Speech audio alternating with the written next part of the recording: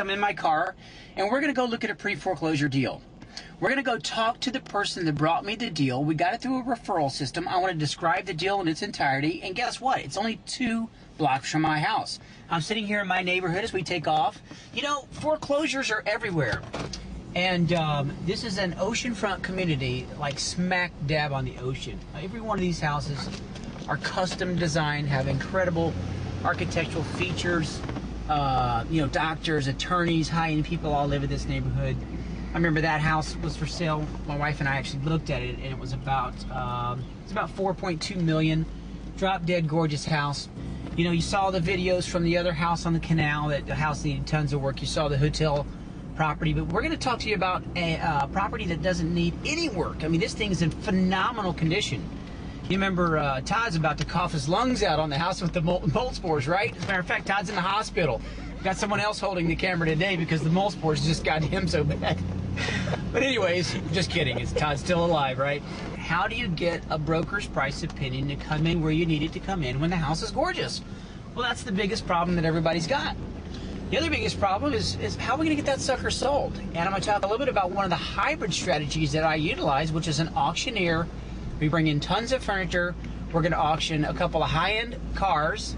We're going to auction off the luxury furniture, and we're going to auction off the house all in the same weekend. So we're going to take this incredible house that I'm about to show you, that's drop dead gorgeous, on the multiple listing service for 1.6 for 362 days. And we're going to show you how we sell this house in literally 1 weekend. I want to go ahead and take you in this house and show you my real estate agent that's bringing me just hundreds and hundreds of deals. So let's go take a look at the house.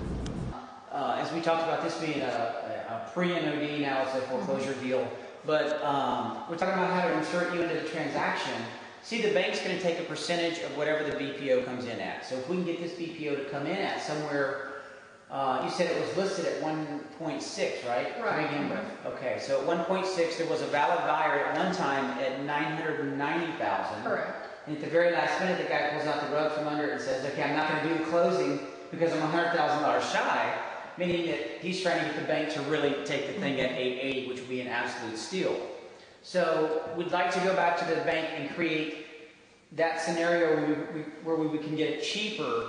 However, we don't want to get it that way because what he did was literally at the closing table said, look, I'd like to get this house for $890. And that's not the way that you go about doing it. No.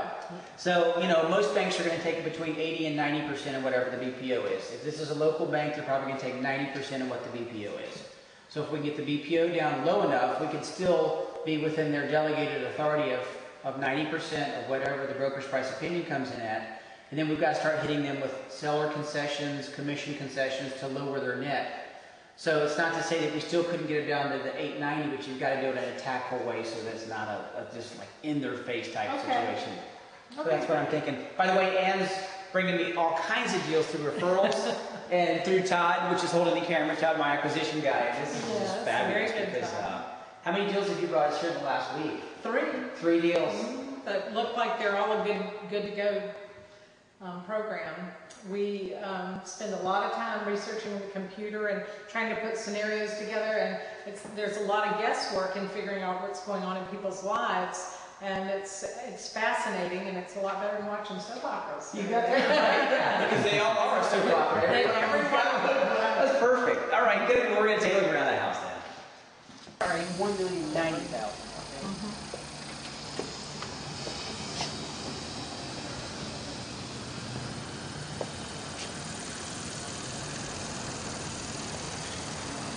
Gorgeous day, isn't it? It is fabulous. Wow. What a great day to be looking at property. There's so much privacy on this deck, isn't there? Yeah, this is really great. Never finished it because before they got to that.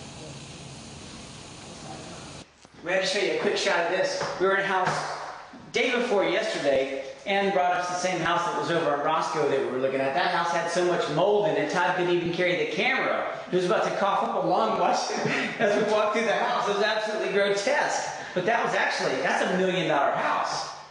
It is. It's $1 million. I mean, it's $1 million lot. It was basically a tear down. The property, the lot's probably worth about $700,000.